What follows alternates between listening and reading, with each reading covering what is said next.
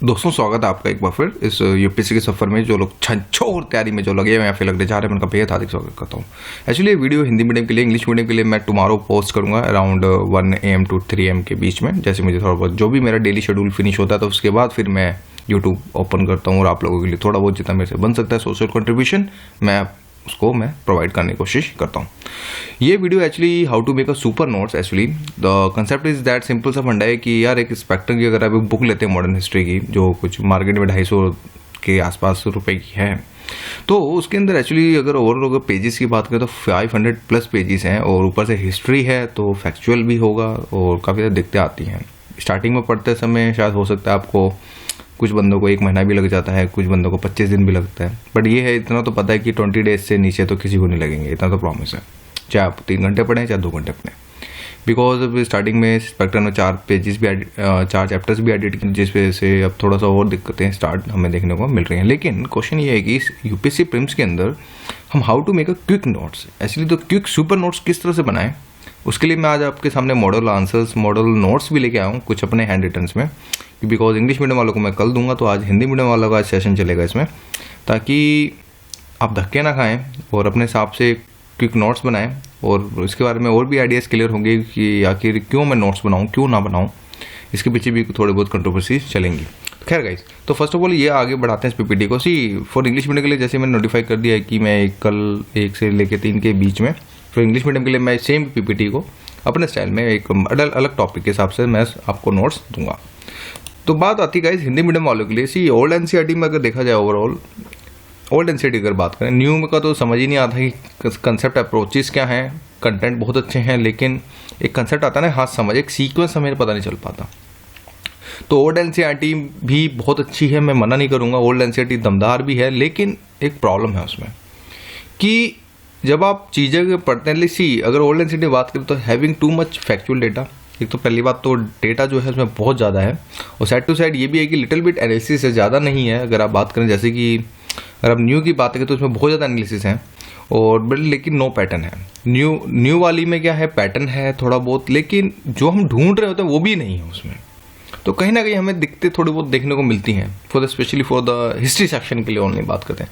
Geography के लिए no problem, English की हिंदी न्यू एनसीईआरटी बेस्ट है, उसमें कोई डाउट नहीं है। लेकिन जब बात आती है हिस्ट्री की तो कहीं ना कहीं हम थोड़ा बहुत कंफ्यूज हो जाते हैं। और आज का समय भी जो रेशियो 50-50 रेशियो, कुछ 50% लोग न्यू वाले को ठीक कहते हैं, कुछ 50% वाले कुछ ओल्ड वाले को कहते हैं, ओल्ड एनसीईआरटी को ठीक है, तो ये आज भी कंट्रोवर्सी बनी हुई है और ये बनी रहेगी। पैटर्न जिसमें नहीं, जिसमें से वेरी इंपॉर्टेंट होता है ये पैटर्न को समझना, जो यूपीएससी के कैंडिडेट के लिए बहुत ज़्यादा इंपॉर्टेंट होता है। और साथ में रिवीजन, अगर आप ओल्ड एनसीईआरटी की 2 बुक्स लगा लें 11th क्लास की, और आपकी एक इंडियन हिस्ट्री से रिलेटेड हो गया, एक आपका मिडिवल हिस्ट्री से हो गया, और 12th स्टैंडर्ड में देखें तो 2 बुक्स आती हैं, उसमें वर्ल्ड हिस्ट्री होता है और एक बिपिन चंद्रा होता है जिसको मॉडर्न हिस्ट्री कहते हैं। तो अगर बात करें 11th क्लास की तो काफ़ी ज़्यादा दिक्कतें आती हैं, तो उस दिक्कतों को कैसे खत्म करें, तो बेस्ट ये है कि मैं यहाँ रिकमेंडेड करता हूँ मणिकांत के नोट्स। गाइस मार्केट के अंदर कुछ मैंने तो काफ़ी टाइम पहले लिए थे, इन द सेंस अगर बात करें आज के समय कुछ 100-150 रुपये के आसपास कुछ एक नोट मिल सकता है आपको। और मैं आपको यहाँ पे रिकमेंडेड ये भी करूँगा कि आप हेमंत झा के नोट्स मत पढ़िएगा। रीज़न ये भी है, मैं इनको जानता नहीं हूँ यार, बट एज पर द इनके नोट्स जो देखे मैंने मार्केट में, एक्चुअली अगर बात करें ये टीचर बहुत अच्छे हैं हिस्ट्री ऑप्शनल्स के लिए, क्योंकि हिस्ट्री ऑप्शन की कोचिंग भी देते हैं। लेकिन मैं ये बोलूँगा कि हिस्ट्री ऑप्शन के लिए बेस्ट टीचर होंगे, लेकिन फॉर द जीएस जहाँ हमें एक कंप्रेस कंसाइज टाइप में चाहिए होता है, तो उसके लिए मैं बोलूँगा मणिकांत के ऊपर जाइए। सबसे पहली बात, बुकलेट्स में इसकी प्रिंटेड बुकलेट्स में कुछ लिमिटेड रिसोर्सेज को ही इसने यूज़ किया है और एक सीक्वेंस वाइज में एक पैटर्न वाइज के समझाने की बड़ी कोशिश करिए। जैसे कि फॉर एग्जांपल अगर देखें तो ये कुछ इस तरह की प्रिंटेड है, इसका प्राचीन भारत का इतिहास कुछ मणिकांत, ये मैंने खुद अपना स्क्रीनशॉट निकाला फ़ोन के थ्रू, ये आपको मैंने पीपीटी बनाई। साइड टू साइड देख रहे हैं, इसमें कुछ प्राचीन भारत के अंदर देखें तो कुछ 11 चैप्टर्स हैं, लाइक पूर्व ऐतिहासिक काल में हड़प्पा सभ्यता, प्रमुख स्थल हड़प्पा सभ्यता की विशेषता। अगर आप ये पढ़े तो आपको हड़प्पा सभ्यता बिल्कुल क्लियर हो जाएगा। इसी तरह ऋग्वेदिक काल, फिर 6वीं शताब्दी ईस्वा पूर्व, मौर्य साम्राज्य, मौर्योत्तर काल, गुप्त वंश, गुप्तोत्तर काल, चोल साम्राज्य, विदेशी यात्रा। ओवरऑल इसमें आप कर लेंगे तो आपको काफ़ी चीज़ जो है इसका आपका कवर हो जाएगा, राइट। अगर बात करते हैं एशियंट की, इसी तरह इनका अगर आर्ट एंड कल्चर भी देखते हैं थोड़ा बहुत, मैं कहता हूँ कि नितिन सिंघानिया के टक्कर का तो नहीं है, लेकिन हाँ उसको कंपटीशन जरूर दे सकता है, कि in the sense Nitin Singhania में कुछ टॉपिक्स हैं लाइक अगर बात करें उसका दर्शन नहीं समझ आता, इसमें दर्शन बहुत अच्छा दे रखा है। तो जिस वजह से इसका मणिकांत का कला एंड संस्कृति जिसको हम कहते हैं, इसी में कुछ इस तरह के टॉपिक्स हैं, इनमें काफ़ी सारे टॉपिक्स हैं। ये शायद स्क्रीनशॉट में बस फ्री सॉफ्टवेयर में यूज़ करूँ तो शायद हो सकता है क्लियर ना हो। तो इसमें ओवरऑल जैसे देख रहे हैं स्थाप्य दे दिया, संगीत कला दे दिया। अगर आप ये ना भी खरीदें, मैं ये नहीं कह रहा कि आप इसको भी खरीदें, अगर आपका नहीं समझ आ रहा तो एटलीस्ट इस बुक को, प्राचीन भारत के इतिहास को जरूर खरीद लीजिएगा। इसमें कुछ पेजेस देखें, कुछ 108 पेजेस हैं। सिर्फ 108 पेजेस में मणिकांत ने सब कुछ खत्म कर दिया है, अगर बात करें कंसाइज नोट्स में। तो इसको आप देखेंगे और इसमें से भी कोई 50% डेटा ऐसा होगा जो आपको नहीं पढ़ना होगा। तो एक तो ये चीज़ आप क्लियर कर लें। आप बाकी जो आप अपना पढ़ रहे हैं मटेरियल, यार मैं ये नहीं कह रहा आपका भी बेस्ट होगा मटेरियल, मैं ये नहीं कह रहा। जिनके पास कुछ नहीं है, उम्मीद की किरण नहीं है, कुछ समझ नहीं आ रहा हम क्या करें, ओल्ड एनसीईआरटी नहीं हैंडल हो पा रही, तो यार आप ये ले लो। बाकी जो पुराने हैं, जो अपने हिसाब से अपना मटेरियल लगा चुके हैं, कोई भी व्हाट्सोएवर जो आपको बेस्ट सेटिस्फेक्शन दे रहा है, तो आप उस पर बढ़े, मैं ये नहीं बोलूँगा। पर जिनके पास कुछ नहीं है तो आप ये देख सकते हैं। तो इसी तरह गाइस इसमें कुछ इन्होंने जैसे कि लाइक भारत के लोक नृत्य और समथिंग काफ़ी कुछ इसे दे रखा है प्रिंटेड मटेरियल्स में, जो ये after the watching like after seeing at least 3 or 4 notes, like मैंने कुछ बड़े बड़े कोचिंग सेंटर्स के भी नोट्स देखे, तो बट मुझे ये देखा कि मणिकांत की मुझे ठीक लगे, जिसमें सब कुछ कवर है और सेट टू सेट सब एवरीथिंग है। खैर बाकी आप अपने हिसाब से भी देख सकते हैं। बाकी जिनको नहीं पता, कुछ जो बंदे बोलते हैं कि मुखर्जी नगर नहीं आ सकते, या फिर बोल सकते हैं कि दिल्ली नहीं आ सकते, तो एक वेबसाइट है माय नोट्स गुरु के नाम से, इनका यूट्यूब पे चैनल भी है, इनका कस्टमर केयर सर्विस नंबर है दोनों के दोनों। ये आप इनको देख सकते हैं, आप इनसे अप्रोचेस कर सकते हो अगर आपको कुछ समझ नहीं आता। तो इनकी वेबसाइट पे देख रहे होंगे, मैंने कुछ स्क्रीनशॉट निकाला है। ये तो लोग आईटी और मेडिकल्स में भी पता नहीं आजकल डील करने लग गए हैं बड़ी बड़ी चीज़ों में। तो गाइज आप इसको देख सकते हैं अपने हिसाब से, आपका ऑनलाइन ऑफलाइन जैसा भी आपको समझ, आप इनसे कॉन्टैक्ट करें, आप इनसे ले सकते हैं व्हाट्सएप। खैर तो गाइज बात आती है अब टॉपिक की। See let's start with the model notes कि and how to make it, because very challenges होता है अगर यूपीएससी प्रीलिम्स में बात आ रही है। बिकॉज सी नोट्स क्यों ज़रूरी है, हम बात करते हैं, लेट्स सपोज आपने स्पेक्ट्रम बुक ली, 30 डेज में खत्म करी, मोटा मोटा लेके चलते, इतना टाइम लग जाएगा 30, चलो लेट्स सपोज 30 बहुत ज़्यादा होता है, कोई बोलेंगे 25 डेज में खत्म होगी, अगर हम 2 आवर्स 3 आवर्स की कंटिन्यूअसली रीडिंग हम मार रहे हैं। नोट्स में क्या होता है, अगर आप नोट्स बना लेते हैं प्रीलिम्स पॉइंट व्यू के हिसाब से, सी नोट्स भी 2 तरह के बनते हैं, इंटीग्रेटेड अप्रोचेस भी बनती हैं, एक होता है प्रीलिम्स और एक होता है मेंस। पर मैं आपको यहाँ पे कहता हूँ कि प्रीलिम्स के लिए अलग नोट निकालो और मेंस के लिए अलग बनाओ, क्योंकि यहाँ पे बहुत ज़्यादा कंट्रोवर्सीज होंगी। सी अगर आप प्रीलिम्स के लिए अलग फैक्चुअल डेटा निकाल दोगे ना, तो आपको कुछ मैक्सिमम अगर बात करें, अगर कंप्रेस करके चलते हैं तो 50 पेजेस इनफ है फैक्चुअल डेटा के लिए, इनफ, इससे ज़्यादा नहीं होगा। लेकिन आप खुला लिखते हैं शायद हो सकता है 150 पेजेस हों। अब ये सोचें 500 पेजेस को पढ़ना और 150 पेजेस को पढ़ना, ये मैक्सिमम आप 3 से 4 दिन 5 दिन में पढ़ लेंगे। लेकिन अगर आप पूरी बुक की बात पलटने की बात आती है तो इट्स वेरी डिफिकल्ट हो जाता है। तो जिस वजह से बोलूँगा गाइस, फैक्चुअल डेटा हमें लिखना है। फैक्चुअल डेटा क्या, वही मैं आपको समझाने के लिए मैंने पीपीटी बनाई है, ये पूरी वीडियो बना रहा हूँ। और एक चीज़ और, किसी रेडीमेड अगर मटेरियल्स मिलते हैं आपको, लेट्स सपोज शॉर्ट नोट किसी के, आपके फ्रेंड्स के, कलीग्स के, किसी के भी टॉपर्स के, आप उनको ना पढ़ें फैक्चुअल नोट्स के। सी उनके आइडियाज़ लें, लेकिन आप अपने खुद के नोट्स बनाएं। क्वेश्चन होगा क्यों भाई, आखिर ये गधा मजदूरी क्यों सर? क्योंकि देखिए, हो सकता है उसके लिए जो चीज़ इजी हो आपके लिए डिफिकल्ट हो, और हो सकता है आपके लिए जो चीज़ डिफिकल्ट हो उसके लिए इजी हो। तो हर किसी का अपना एक पैटर्न होता है नोट्स बनाने का। तो मैं ये कहता हूँ आप अपने नोट्स खुद बनाइए, सबसे बेस्ट रहेगा। एक तो पहली बात ये रिवाइज होगा, दूसरी बात इजी टू अंडरस्टैंड होगा, और आपको चीज़ें पता होंगी आपने कौन सी चीज़ कहाँ पे इंक्लूड करी है। रेडीमेड नोट्स में क्या होता है, दिखते स्टार्ट होती हैं। अगर प्रीलिम्स नोट्स की बात हो रही है तो मेंस का मैं नहीं कह सकता, मेंस आप ले सकते हैं, एक्सेप्टेड है, लेकिन प्रीलिम्स के लिए आपको खुद बनाना पड़ेगा। खुद मेहनत करें, maybe it will take time, हो सकता है थोड़ा हाथ दुखे, बट एक बार जब बन जाएगी ना चीज़, तो बहुत दमदार तरह से चीज़ें निकलेंगी। यानी कि वो नोट्स को आप 3 से 4 दिन में आप खत्म कर लोगे, तो कितना भी हो जाए। तो गाइस स्टार्ट करते हैं। फिर क्या था मॉडल नोट्स? मॉडल नोट्स से सी अगर बात करते हैं, सी मैंने ये पेज नंबर 108, मेरा स्पेक्ट्रम पुरानी बुक जिसको मैं कह सकता हूँ जिसमें 4 चैप्टर इंक्लूडेड नहीं थे, मैंने वहाँ से पेज नंबर 108 निकाला, यानी कि ये ओल्ड एडिशन का अगर बात करें, जिसके अंदर न्यू के 4 चैप्टर इंक्लूडेड नहीं थे। इसके अंदर आपने ये चैप्टर है 1905 से लेके 1919 तक वाले टॉपिक का। इसमें आपने देखा होगा, एक आपने कंसेप्ट पढ़ा होगा कि क्रांतिकारी आतंकवादियों की विदेशों में गतिविधियां, एक ऐसा टॉपिक मिलेगा आपको। अगर ओल्ड वाली है जिसके बाद, तो पेज नंबर 108, इसलिए मैंने यहाँ पे पेज नंबर भी रखा। गाइज उसमें देखा होगा दिल्ली पर्यंत केस भी आपने देखा होगा, साइड टू साइड ये भी देखा होगा कि भाई क्रांतिकारियों ने इंग्लैंड के अंदर, फ्रांस के अंदर, साइड टू साइड अगर बात करें तो अमेरिका और कनाडा और जर्मनी के अंदर, ये कुछ आप, मैंने एक पेज का जैसे स्क्रीनशॉट निकाला आपको समझाने के लिए कि नोट्स कैसे बनते हैं, कि कैसे फैक्चुअल डेटा आपको, कैसे आपको नोट्स बनाने हैं। तो सी अगर बात करें सी क्रांतिकारी आतंकवादियों की विदेशों में घटनाएं गतिविधियां इसमें इन्होंने पहले मैं पढ़ूंगा ताकि आपको चीजें समझ आए।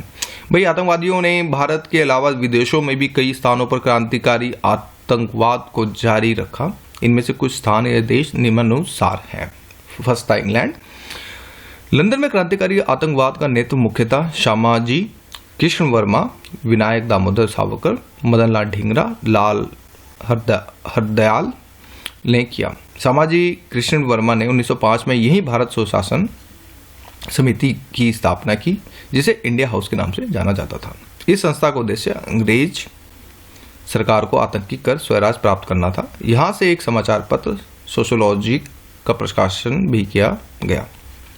इसी के साथ लंदन से सरकारी दमन के कारण श्यामाजी पेरिस तथा अंततः जिनेवा चले गए और श्यामाजी कृष्ण वर्मा ने के पश्चात इंडिया हाउस का कार्यभार विनायक दामोदर सावरकर ने संभाला।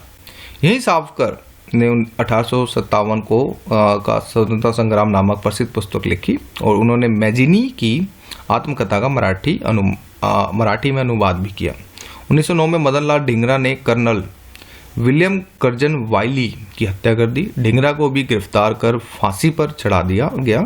13 मार्च 1910 को नासिक षड्यंत्र केस में सावरकर को भी गिरफ्तार कर लिया गया तथा उन्हें काले पानी की सजा दे दी गई। See guys is having too much factuals. अगर आप देखें मैंने भी लिख रखा है सी सेट इवन दैट मैंने अंडरलाइन कर करके मैंने अपना सर खाया था।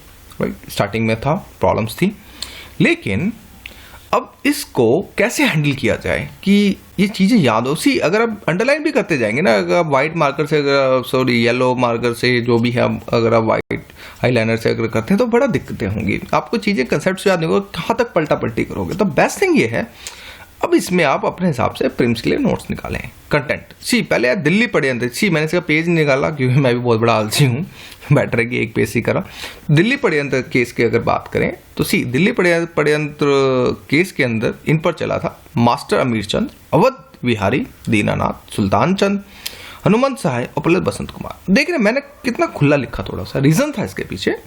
रीजन ये था क्योंकि जब आप चीजों को याद करें तो सीक्वेंस में इस तरह से चीजें याद होती हैं। अगर आप इसको आप ऐसे लिखेंगे तो फिर ग्रैप नहीं होगा, क्योंकि आप जब एमसीक्यू में हिट करेंगे तो आपको सीक्वेंस और ये एक स्पेस आपके दिमाग में रहेगा, यार उसमें एक वर्ड मिसिंग था कुछ इस तरह से।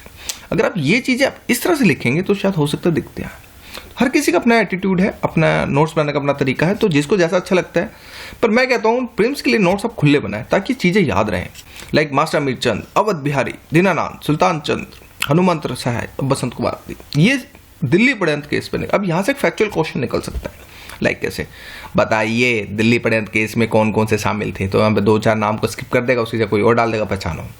तो यहाँ से हमारे अगर बात करें तो एमसीक्यू यहाँ से एक बनने को चांसेस यहाँ से देखने को मिलते हैं। इसी तरह अभी तक हमने ये पढ़ा था इंग्लैंड के बारे में। इंग्लैंड में भी हमने ये देखा कि श्यामा साहब कृष्ण वर्मा, विनायक दामोदर सावरकर और मदन लाल ढींगरा ने और लाला हरदयाल ने की थी इसमें, और इन्होंने इंडिया हाउस के नाम से भी रखा। भारत सुशासन का सोशोलॉजी का प्रकाशन भी करा। 57 का स्वतंत्रता संग्राम की पुस्तक भी लिखी गई।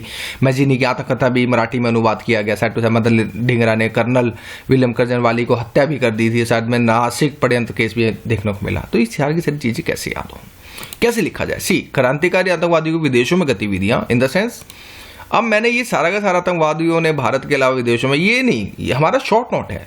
क्योंकि शॉर्ट नोट आपको जो रेशियो होना चाहिए मैक्सिमम 20 to 25% होना चाहिए, इससे ज़्यादा नहीं होना चाहिए। तो बात करें सी, अब इंग्लैंड में आए हम डायरेक्ट, टोटल 4 पीपल, मैंने काउंट किया यहाँ पे कि भाई ठीक है, एक एरा, दूसरा एरा, तीसरा एरा, चौथा एरा, ठीक है भाई। तो इसका मतलब ये होगा कि हाँ भाई टोटल 4 पीपल थे। अब नोट्स ऐसे नहीं कि आप हिंदी रखें, या जैसा आपको शॉर्ट फॉर्म लग रही है आप वैसे करें। भाई मुख्य नेतृत्व किया श्यामाजी कृष्ण वर्मा, विनायक दामोदर सावरकर प्लस मदन लाल ढींगरा प्लस प्रहलाद। तो ये सारी चीज मुझे मेन टॉप मुझे नाम याद हो गए। फिर श्यामाजी कृष्ण वर्मा ने 1905 में यही भारत सुशासन समिति की स्थापना करी, जिसे इंडिया हाउस के नाम से जाना जाता था। साथ में तथ्य है अंग्रेज सरकार को आंतरिक कर स्वराज प्राप्त करना है। उद्देश्य क्या था इनका कि भाई एक स्वराज्य प्राप्त करना है, यहाँ पे इनका जो मेन मोटिव था। साइड टू साइड ये भी लिखा कि श्यामाजी कृष्ण वर्मा के पश्चात इंडिया हाउस का कार्यभार विनायक दामोदर सावरकर ने संभाला। यही सावरकर ने 1857 का स्वतंत्र संग्राम नामक प्रसिद्ध पुस्तक लिखी। इसकी मैजिनी की आत्मकथा मराठी में अनुवाद भी किया। गाइस देख रहे हैं कुछ इस तरह से सीक्वेंस अब मैं बना रहा हूँ।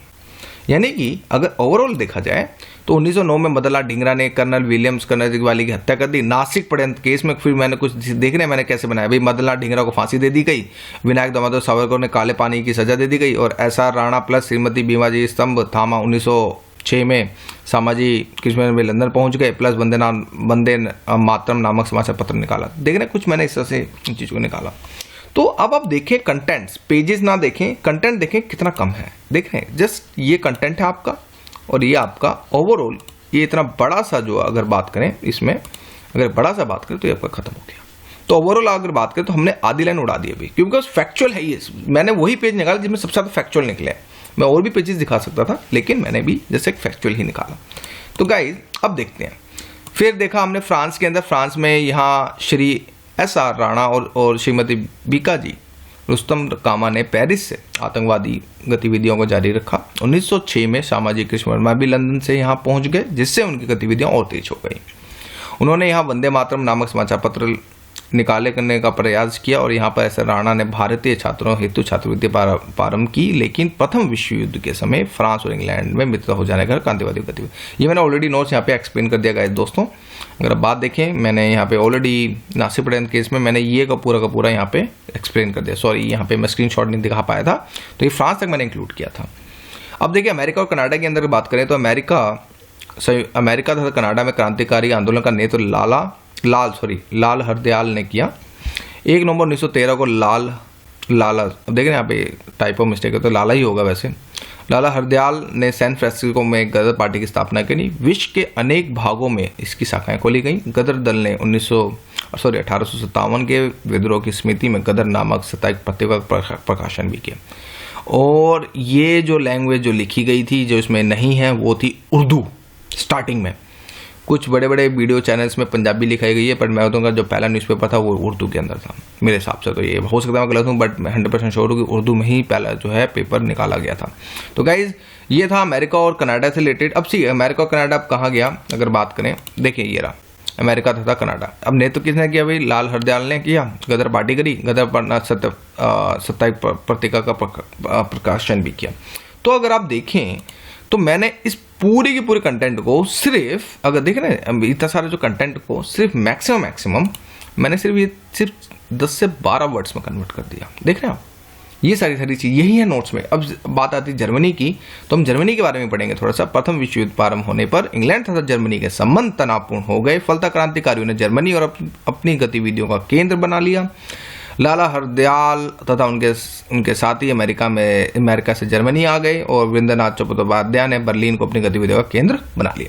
तो फिर मैंने जर्मनी में क्या किया, मैंने सिंपल सी बात है, लाला हरदयाल तथा उसके साथी अमेरिका से जर्मनी आ गए, प्लस वीरेंद्रनाथ चट्टोपाध्याय ने बर्लिन को अपनी गतिविधियों को केंद्र बना लिया। तो गाइज ये था एक पैटर्न नोट समझाने का। आई होप, हो सकता है शायद मैं फ्री सॉफ्टवेयर, फ्री फोन्स जितना ज़्यादा हो सकता है मैं यूज़ कर रहा हूँ। मैं I am not a professional one, मैं मान सकता हूँ कुछ कमियां हैं, और कोई नहीं, सिंपल ही मुझे चीज़ें पसंद हैं। मैं ज़्यादा टिपिकल चीज़ों को नहीं बिलीव रखता, जितना मेरे से हो सकता है मैं कर रहा हूँ, दैट्स इट। मैं भी आप लोगों की तरह ही हूँ जो सोच रहा है यार कुछ हो जाए बड़ा impact, make it large, something like that. बाकी आप लोग हैं, कुछ समझ सकते हैं, तो थैंक यू, और थैंक यू फॉर जबरदस्त सपोर्ट का दोस्तों। मैं तो कुछ भी नहीं हूँ यार, जैसे आप लोगों का प्यार, मैंने तो कभी सोचा नहीं था कि मेरे 50,000 के सब्सक्राइबर के आसपास मैं सोच सकता हूँ। मैं तो 1000 के बाद ही मैं तो खुश हो गया था, भाई बहुत है मेरे लिए इतना। बट आप लोगों ने हौसला दिखाया, तो इस बंदे को मैं, इसी हौसले को मैं आगे बढ़ा रहा हूँ, दैट्स इट। तो thank you for watching my video.